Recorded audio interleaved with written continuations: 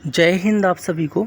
देखिए इस वीडियो में हम देखेंगे एमपी पटवारी 2023 का प्रैक्टिस सेट नंबर 6 एमसी की सीरीज़ में किसका सामान्य प्रबंधन का।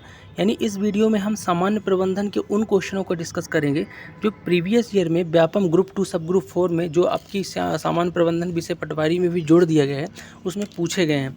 तो वीडियो को शुरू से लेकर अंत तक देखना है, ठीक है। और शुरू करते हैं पहले क्वेश्चन से ही। और क्वेश्चन हमने एमसीक्यू सीरीज़ के रूप में नहीं रखे हैं, यहाँ पे क्वेश्चन रखा है हमने वन लाइनर फैक्ट के रूप में, ताकि जल्दी जल्दी चीज़ों को डिस्कशन ज़्यादा से ज़्यादा कर पाएँ। पहले क्वेश्चन की तरफ बढ़ेंगे। पहला क्वेश्चन आपके सामने है कि एक अनूठा प्रतीक जो ब्रांड का एक हिस्सा होता है किस रूप में जाना जाता है। यानी ऐसा प्रतीक जो ब्रांड का हिस्सा होता है क्या, तो लोगो कहलाता है। देखो हर कंपनी अपना कहीं ना कहीं एक प्रतीक चिन्ह बनाती है, उसे लोगो कहते हैं। जैसे मैं अगर आपसे बात करूँ पूमा का लोगो कैसा है तो आपके दिमाग में आ जाएगा। एडिडास का लोगो कैसा है, एप्पल का लोगो कैसा है, एप्पल मोबाइल का लोगो आपके मन में बन जाएगा एप्पल का लोगो। तो क्या कहलाता है, लोगो कहलाता है, ब्रांड का अनूठा प्रतीक, ठीक है। अगला क्वेश्चन है कि संख्यात्मक पदों में दी गई भविष्य अवधि के अपेक्षित परिणामों को संदर्भित करता है। तो इसको करता है बजट, ठीक है। भविष्य अपेक्षित यानी बजट ही आप बनाते हो ना हर चीज़ के लिए। चलो, किस व्यक्तिगत मूल्यांकन गतिविधियों में मूल्यांकनकर्ता को कर्मचारी के व्यवहार के प्रबल कमजोर पहलुओं का वर्णन करने के लिए कहा जाता है। तो निबंध मूल्यांकन है। निबंध मूल्यांकन में कर्मचारी के कमजोर और मजबूत यानी पॉजिटिव फैक्ट और निगेटिव फैक्ट के बारे में बताया जाता है। अगला क्वेश्चन है कि कौन सी प्रबंध शैली उत्पादन के प्रति निम्न सरोकार और लोगों के प्रति निम्न सरोकार द्वारा अभिलक्षित की जाती है। तो ये है अवंधता, ठीक है। अगला क्वेश्चन है कि शॉप फ्लोर कार्यकर्ता किस स्तर के प्रबंधन के साथ जुड़े होते हैं। जो शॉप फ्लोर के कार्यकर्ता होते हैं ना, ये आपके निम्न स्तरीय प्रबंधकों के साथ जुड़े होते हैं, ठीक है। अगला क्वेश्चन है कच्चे माल की खरीद के लिए भुगतान और बिक्री से नकद की वसूली के बीच समय अंतराल को क्या कहा जाता है।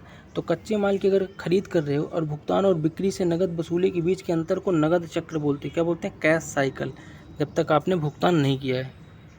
अगला क्वेश्चन है कि लोगों को आंकने की प्रवृत्ति जो कि उस समूह के अवगुण पर आधारित है जिससे भी संबंधित होती है कहलाता है। तो रूढ़िबद्धता कहते हैं। देखो ऐसी प्रवृत्ति जो लोगों को आप जज कर लेते हो, ये रूढ़िबद्धता कहलाती है, यानी स्टीरियोटाइप व्यक्ति कहते हैं ना, होता है।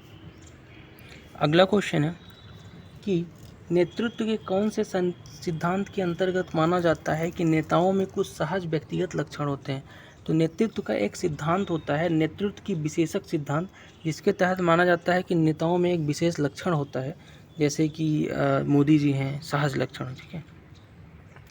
9वां क्वेश्चन देखेंगे कि किसका प्रयोग अधीनस्थ की गतिविधियों को मापने और सही करने के लिए किया जाता है जिससे यह सुनिश्चित हो सके कि कार्यक्रम योजनाओं के अनुरूप है कि नहीं। तो ये नियंत्रण है, नियंत्रण का प्रयोग किया जाता है योजनाओं को स्वरूप देखने के लिए। अगला क्वेश्चन है कि एक मशीन की खरीदारी किसका एक उदाहरण है। तो मशीन की खरीदारी एक पूंजी व्यय का है। अगर आप कोई मशीन ले रहे हो तो पूंजी खरीद रहे हो, ठीक है। अगला है कि लेन देन के अभिलेखन, वर्गीकरण, संक्षिप्तीकरण की प्रक्रिया को क्या कहा जाते हैं। तो बही खाता लेखन कहते हैं। जो पहले मुंशी मुनि वगैरह नहीं बनाते थे बही खाता, तो लेखन वगैरह, लेन देन की पूरी जानकारी। अगला है कि एक वित्तीय विवरण में पैसे को छोड़ना और आंकड़ों का निकटतम करना किस अधिकारित होता है। तो मादा अवधारणा बोलते हैं इसको, यानी मैटेरियलिटी कॉन्सेप्ट बोलते हैं, ठीक है। पैसे को छोड़ना और आंकड़े को निकटना। अगला है कि रोकड़ बही के अनुसार बैंक ओवरड्राफ्ट क्या है।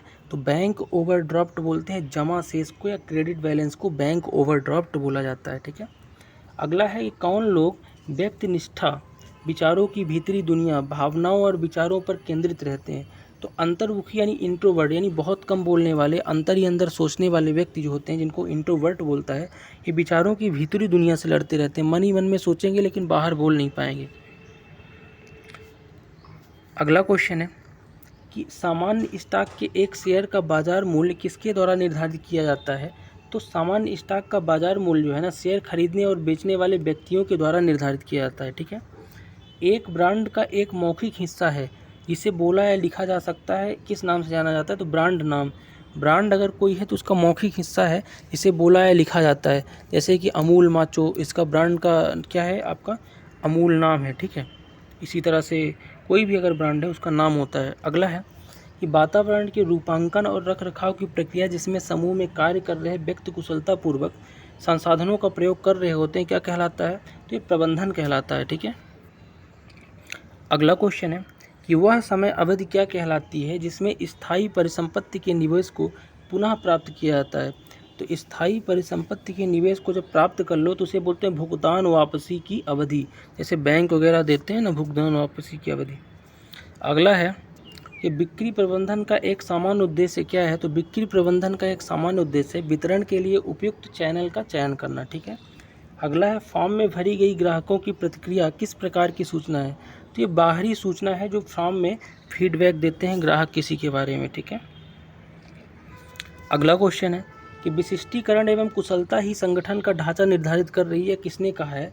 तो यह मतलब क्या दर्शाता है? तो देखो, विशिष्टीकरण और कुशलता ही संगठन का ढांचा तय करेगी। ये मानव संसाधन में परंपरागत सिद्धांत बाहर होते जा रहे हैं, ये दर्शाता है। ठीक है। अगला क्वेश्चन है कि रोजानामचे और अन्य सहायक पुस्तकों से खाता बही में प्रविष्टियां करने की प्रक्रिया क्या कहलाती है? तो खतौनी कहलाती है। यानी खाता बही में अगर कुछ चीज़ आप डाल रहे हो तो खतौनी बोलते हैं इसको, फिल कर रहे हो तो। ठीक है। अगला है किसी कर्मचारी के कार्य की प्रशंसा करना तथा पुरस्कार देना क्या कहलाता है? तो अभिप्रेषणा कहलाता है।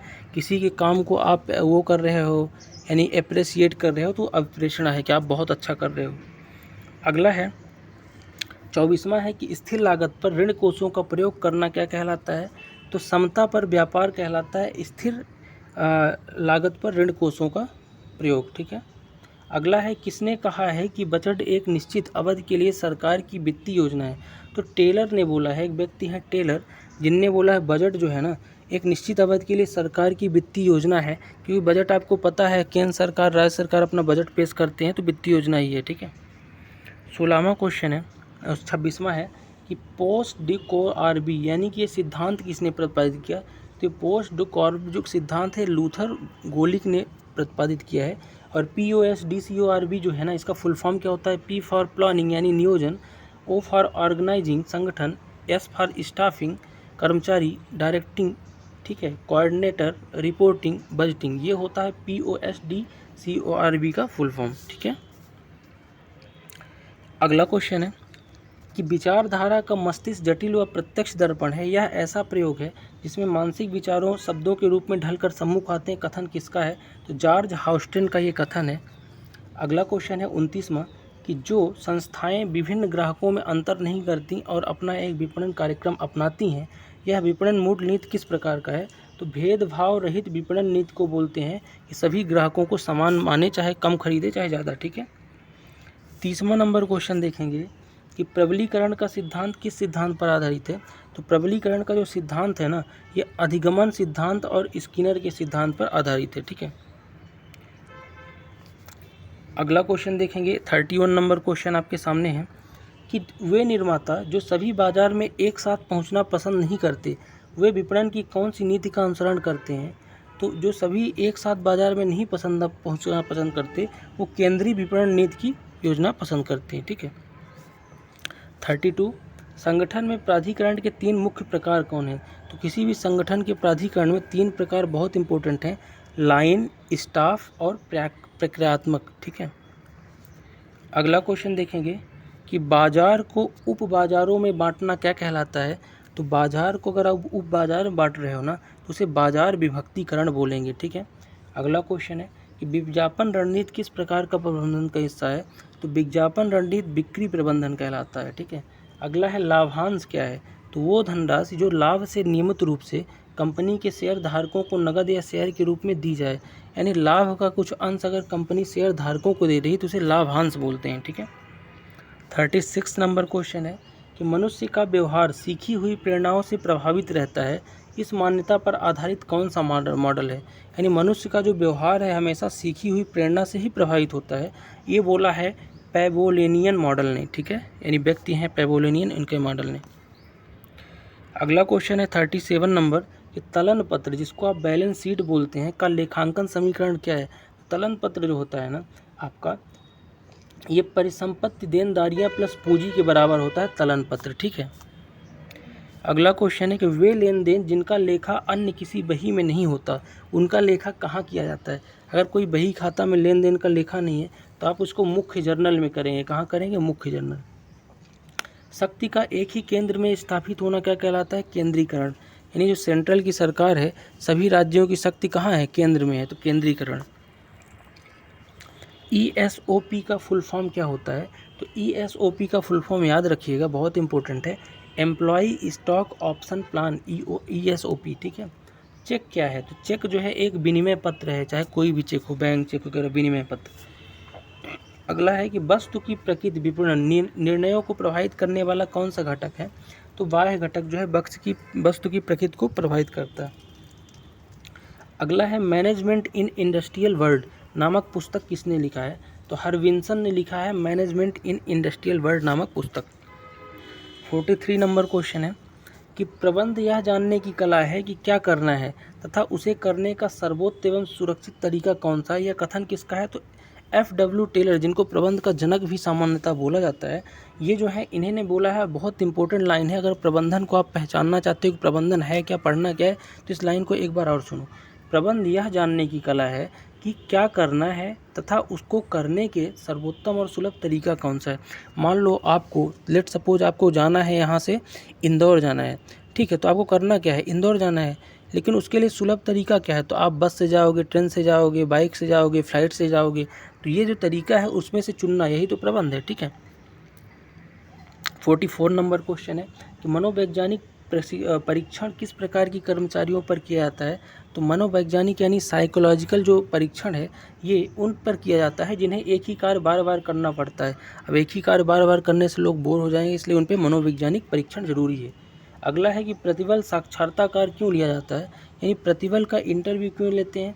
ताकि पता लगा सकें कि आवेदक दबाव में कैसा प्रदर्शन करेगा, इसलिए ये वाला प्रदर्शन आपका लिया जाता है, इंटरव्यू। ठीक है। अगला है कि मूल्यह्रास किस प्रकार की संपत्तियों पर हर वर्ष लगाया जाता है? तो मूल्यह्रास जो है स्थायी संपत्तियों पर लगता है। ठीक। अगला है कि न्यूनतम मजदूरी अधिनियम कब पारित हुआ? तो 1947 में पारित हुआ भारत में न्यूनतम मजदूरी अधिनियम।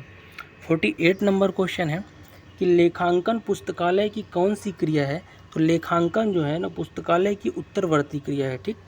अगला है बही खाता। खाता बही क्या है? तो खातों का एक समूह बोलते हैं उसको खाता बही, यानी बहुत सारे खाताओं का समूह है ना, उसको खाता बही बोलते हैं। ठीक है। 50 नंबर क्वेश्चन है कि बंदरगाह श्रमिक रोजगार अधिनियम कब पारित हुआ? तो बंदरगाह यानी पोर्ट, एयरपोर्ट वगैरह, पोर्ट मतलब एयरपोर्ट नहीं, आपका जो भी आपके बंदरगाह है वहाँ पे जहाज वगैरह है, उसमें श्रमिक जो है उनका अधिनियम 1948 में बना है। अगला है कार्य संबंधी एक ज्ञान व कौशल विकास करना, कर्मचारियों की कार्य क्षमता में वृद्धि करना किसका उद्देश्य है? तो ये सब जो उद्देश्य है, कर्मचारियों की क्षमता में वृद्धि करना, कार्य ज्ञान कौशल, ये सब प्रशिक्षण का उद्देश्य है। ठीक है। तो ये था आज का प्रैक्टिस सेगमेंट पूरा सामान्य प्रबंधन के लिए MP पटवारी की इस सीरीज़ में। तो आपको ये प्रैक्टिस सेट कैसा लगा कमेंट करके ज़रूर बताना। मिलते हैं नेक्स्ट वीडियो में, तब तक के लिए जय हिंद।